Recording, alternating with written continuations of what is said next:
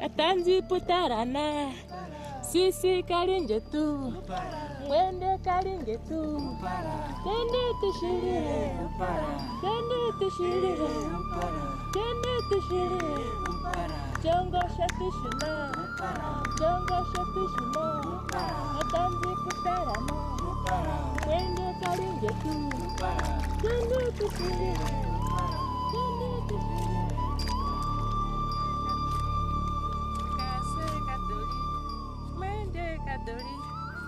Mwende nunga ngakuyelera kumwende kadoli tekase kadoli.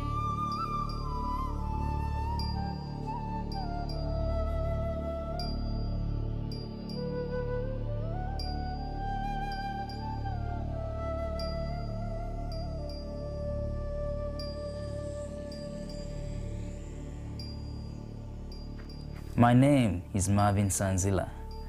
Let's take a journey from the Namib Desert coast, one of the driest places on earth, to Etosha and on to the Caprivi at the heart of southern Africa. Sandwich Harbour, the Etosha Pan, the Okavango River, the Kwando, the Zambezi. These places sound like a poem, each one far from the other, each one unique, but they have one thing in common. They are home to some of the richest and most important natural habitats left on Earth. As the whole world is being transformed into mining, cities and agriculture, Namibia's last wilderness areas have become much more important than ever before. This is a story of how we have become world leaders in ecotourism, winning international awards for our pioneering approach, marine development and conservation, all centered around these beautiful Namibian wetlands.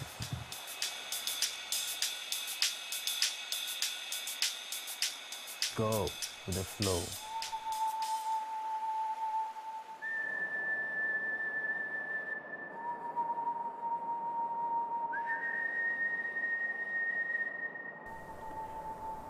Namibia is famous around the world for its endless desert landscapes of space and solitude. Nestled within this arid landscape are unexpected oases, wetland sanctuaries, rich ecosystems that support vast herds of game and flocks of birds. When combined with Namibia's rich local cultures, these wetlands are now becoming the new tourist attractions. The game is coming back in the area. Caprivi is reclaiming itself as a wildlife sanctuary. It's an unspoiled natural environment, especially Caprivi. Today we can say we have a lodge in one of the best wetlands in the world. Rwiji wetu na butaka wetu na nchi teko na jikuni zetu zezi kusikozi hapa chacha hagapoti gazo kurekeja kuzibera. To look right into the eyes of a lion is just amazing, and I don't think there are many places around the world you can have this like I had it in Etosha National Park. This is an ageless land because it's got untold wonders. As a destination for ecotourists, I don't know that there's anything better than Namibia.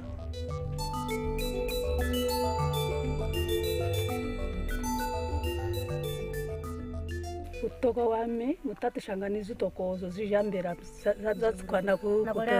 zatukwana kuterera zaterera nduru basirwetu utoko wami zitayere na mushi zikanabi zatupaliseri ndukuba kundi yotakasiya muzi zitatukwana kabaruta zitayere mu pano morupara.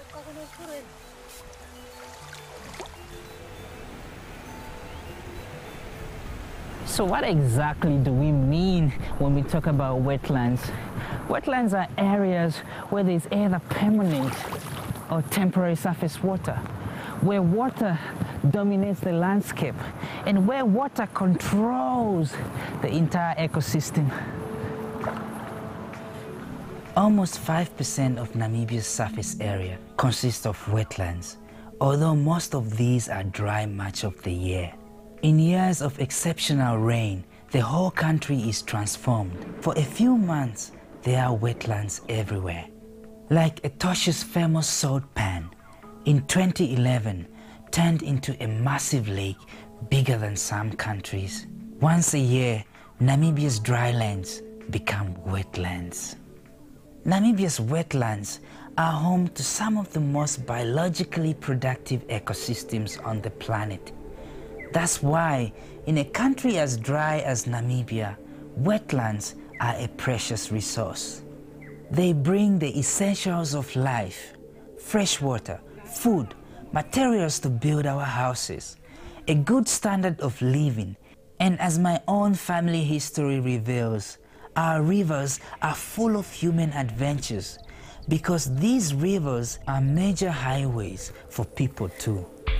That's my grandfather's old homestead.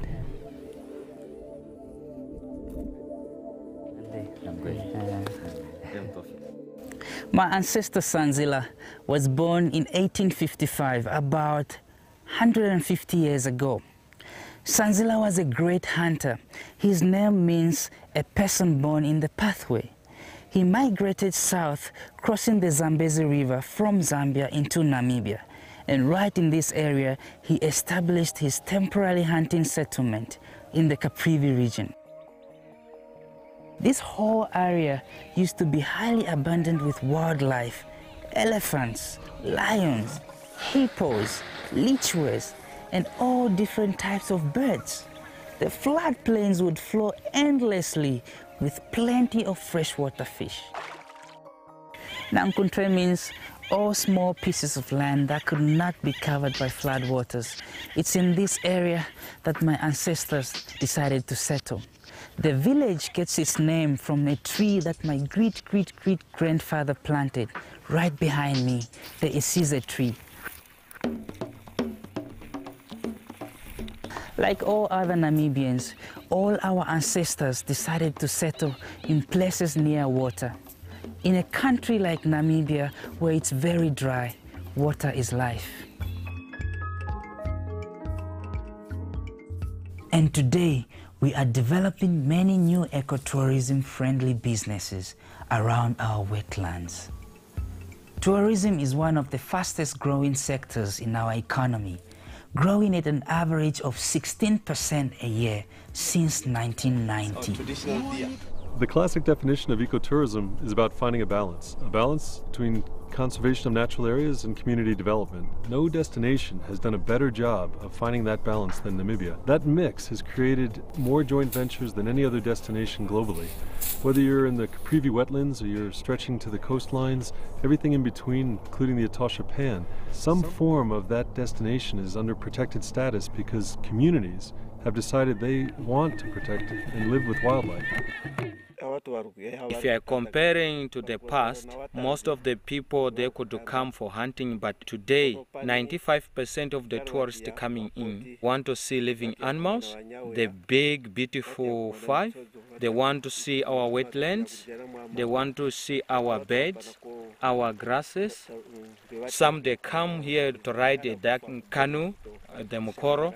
Some they want to go for game drives, they want to do boat cruises and a guided walking experience. And this is the future for tourism in Namibia, tapping global tourism trends and developing our unique destination Namibia, all based on our untouched pristine places and in tune with our African lifestyles. Where in the world do people still live with wild animals? Can you imagine an elephant in your own backyard? There is a big bull of an elephant. He must be 30 years of his age. He's enjoying eating reeds. Must be one of his favorite meals. What a wonderful experience to come so close to an elephant. Elephants are the biggest attraction to tourists, and we have big heads of them. We are sharing these animals with Botswana. In the morning they cross to Namibia, and in the evening they cross back to Botswana. take the crocodile.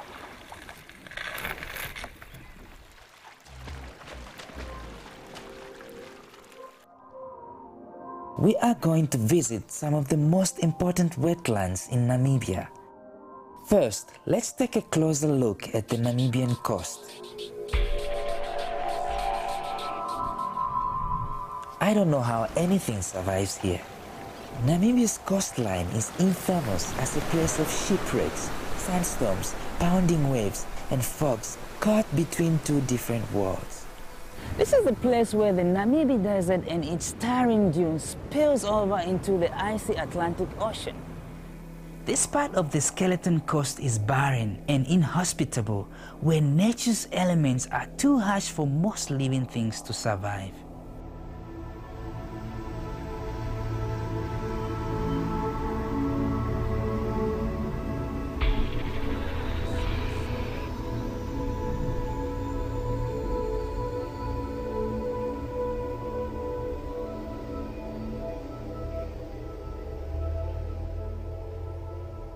This is one place I can rest in peace. Sandwich Harbour is a famous stopover for more than just me. This Ramsar site is a safe haven for migratory birds on their way from Africa to Europe. These lagoons are rich feeding grounds for shoals of fish, seal colonies, whales and dolphins. And what an adventure to get here.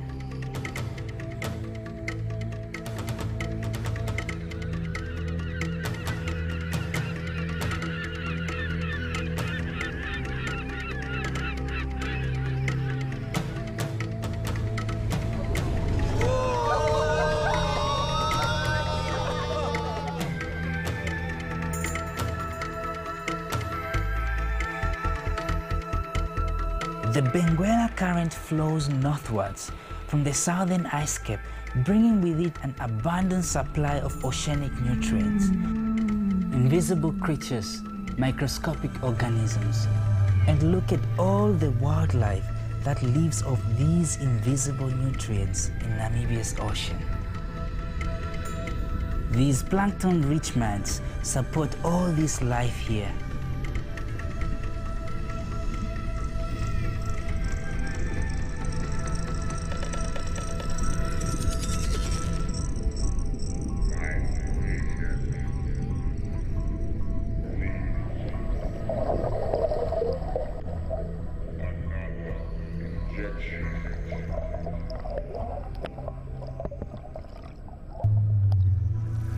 And this is why tourists come to our coast, to experience all this life based in and around these world-famous wetlands.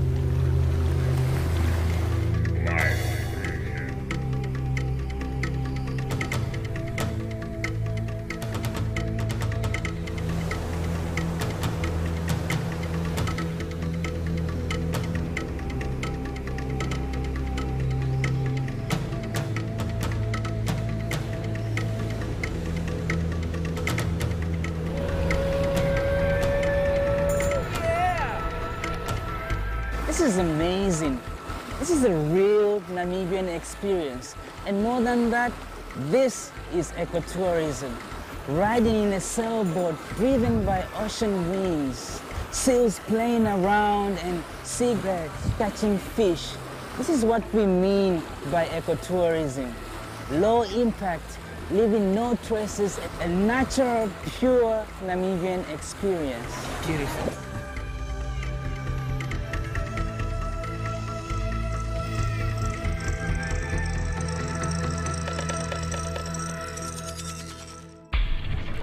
You may not believe this, but right here is where wetlands begin. This thriving corporation of schedules and technology here in Namport sits right next to this ebb and flow of nature.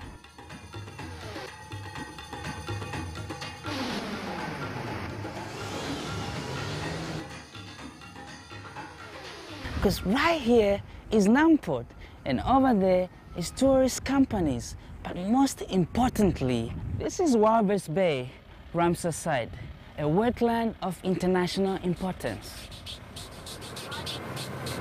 Here we are on a doorstep of a major international harbor and many vessels from all over the world.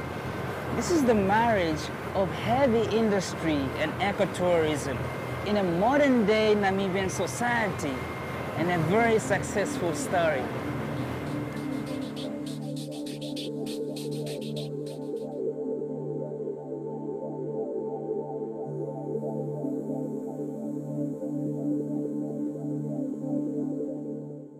With the addition of Dorab National Park, Namibia's coastline is now the biggest continuous protected area in Africa. Namibia has given birth to a new super park, the 4th largest in the world. We are moving to Etosha, one of the most famous wetlands in Namibia.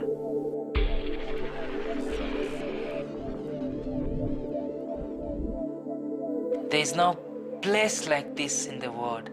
This is the Kuvalai, a huge inland delta flowing from the high mountains of Angola, 500 kilometers southwards into the spectacular Etosha Pan. This huge Kuvalai delta system supports almost half of Namibia's entire human population. The Oshana region gets its name from the seasonal rivers that flow through here to the Etosha Pan. These Oshanas bring the effunja, the floods that are the lifeblood of this land. Here I am in the heart of the Oshana region at the end of the dry season, but in some years like 2011, this Kuvalai is transformed by floods.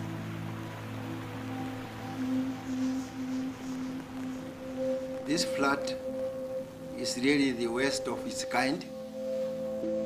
Starting from Okavango, Kaprivi, Wangwena, Shikoto, Musati, and Oshana region. Although a national disaster, this is the very thing that also sustains us. And history has shown us that this rough road brings out the best in us. Over thousands of years, cycles of wet and dry seasons produce pockets of water just below these grounds. As you can see here, I'm surrounded by hand-dug wells. And these wells were dug over 100 years ago. Although people still today have access to tap water and water pipelines, those people living far and remote from town still so much depend on these wells to just tap this life-giving source of water. Water flowing down the Kuvalai system also brought with it these fertile soils and a high water table that supports crops, fruit trees, and seasonal inundations of fish.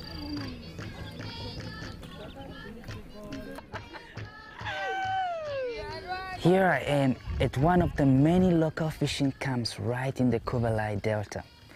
During drier seasons, local fishermen travel for hundreds of kilometers to establish temporary settlements here. Fish is caught here for either consumption and business. This is why most of us today live near wetlands, because water controls everything we do.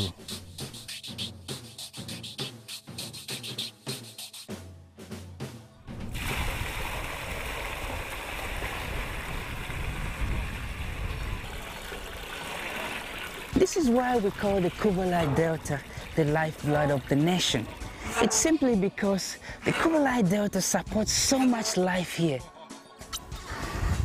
These traditional lifestyles across these cultural landscapes perhaps one day will become potential for tourism.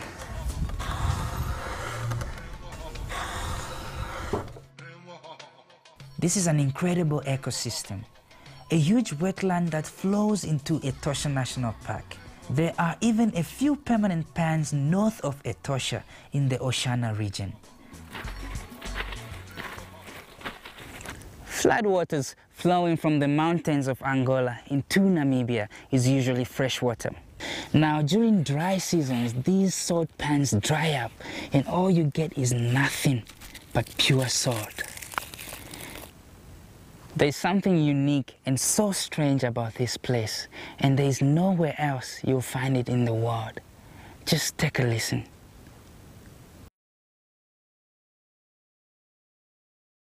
all you hear is nothing.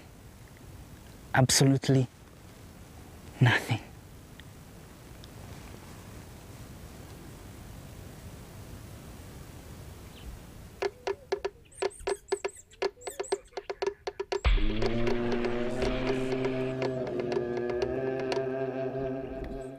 This is incredible.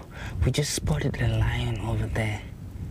Etosha will always be the classic African safari experience combined with its landscapes and its beautiful herds of wildlife. Incredible.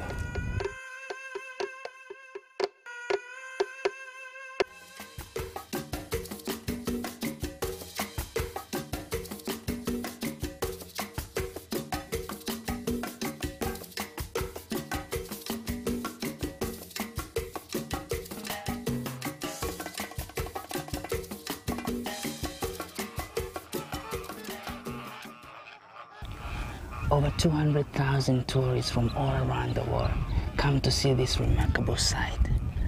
Thousands and thousands of flamingos ride the rain from their homes in Walvis Bay to the Etosha Pan.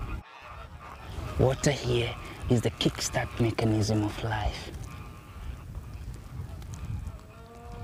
From Etosha, I'm heading to the Okavango, one of the most famous rivers in the world.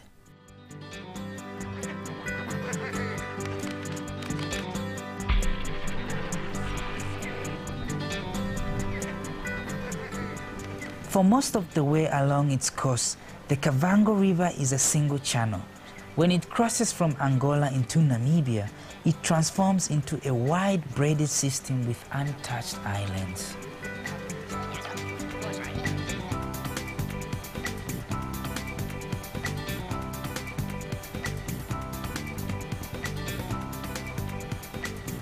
Within a very short stretch of river, before moving into Botswana, is a concentration of interesting habitats for wildlife.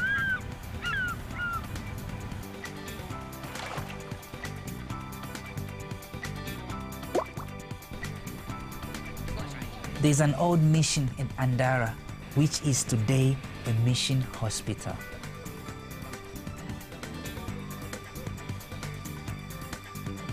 Another way to get in touch with the history and culture of the Okavango River is to go on foot.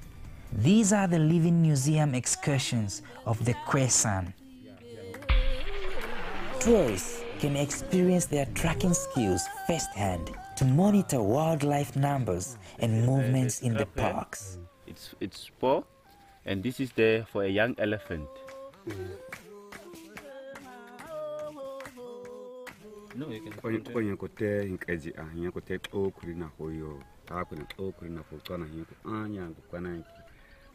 The old man is trying to work with us in the game count and to teach us about the animal trade so that we can make a tourism project.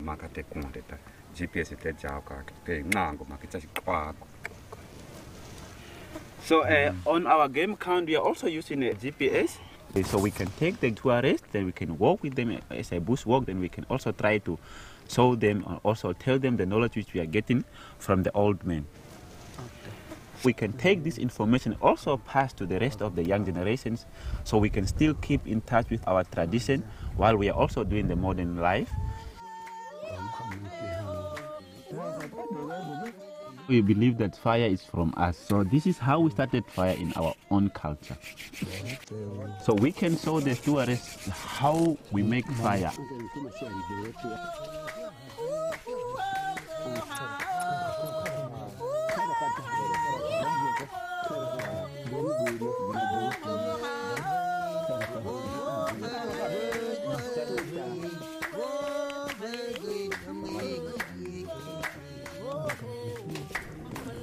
Very vivid. What is the meat pot?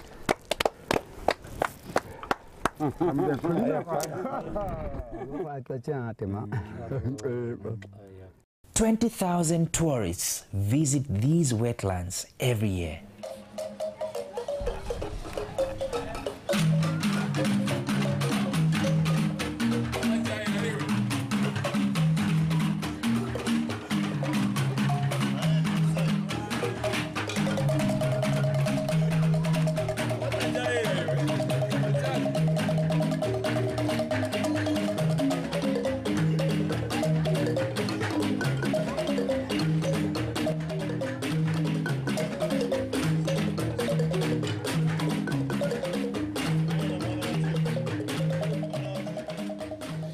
Also das absolute Highlight war heute die Löwin mit den 2 Babys.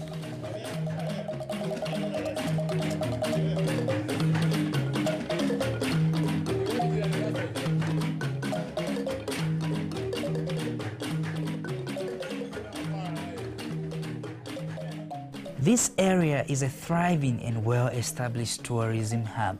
The idea is for Namibia and our neighbors to benefit more from tourists on their Southern African adventure. Like all perennial rivers, Namibia shares the Okavango River with Angola and Botswana. A shared river means shared resources and shared responsibility. We often see water flowing down the Okavango River and we are thinking we're losing a valuable resource. This water flows through our country, but we don't own it. Botswana's famous Okavango Delta is dependent on this huge volume of water flowing right behind me, carrying nutrients from upstream into the barren Kalahari Desert. If we make any changes to our stretch of the river, we will directly impact their wetland and ecotourism industry, just as if Angola decided to build a dam capturing this water, that will affect us the same way. We have a plan to properly manage the Okavango River for future generations. We work closely with our neighbors, Angola and Botswana, to decide the best way to preserve this river and promote sustainable incomes from ecotourism. Like the Okavango River, the Kwando is one of the cleanest rivers in Namibia, with an abundance of wildlife.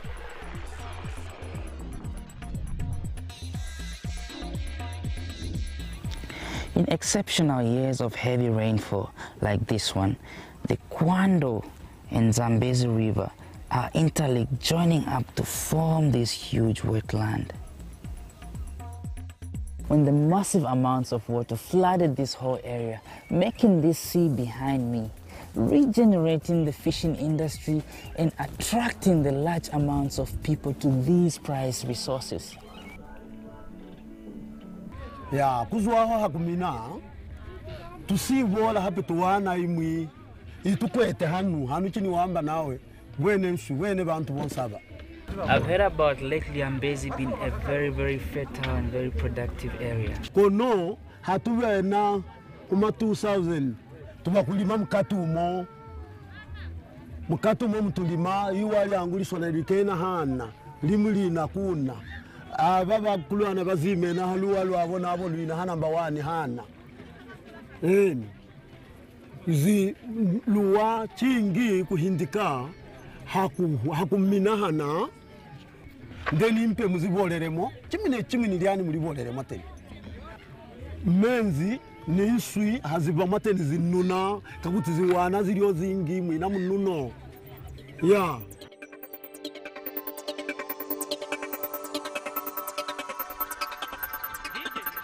When inundated with water, nutrients are released from the soil.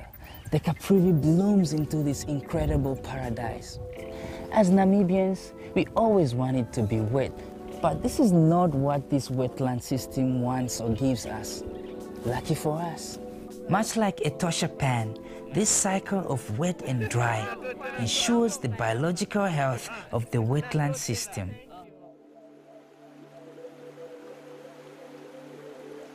The Caprivi supports 60% of Namibia's elephant and buffalo populations. Tourists come to experience wildlife like this in their natural habitat. This type of tourism is good for local people because they benefit directly. Local people share these waters with the very same wild animals that tourists love to see. Our animals appreciate to live in Namibia, where they can still roam freely and still have that free spirit, as we are one of the few countries that actually still has our cheetah population growing, elephants population growing, and our conservation story is in fact an unknown story, and I think Namibians need to celebrate. This is what Namibia has to offer. Here we are in Caprivi region at the Bashara Cultural Festival.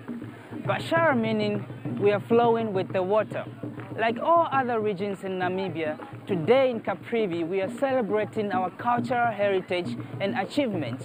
We can be proud of the marriage of conservation, rural development, and the potential that ecotourism brings within our communities. It's great to be taken away by this incredible celebration of our culture. We are flowing with the water.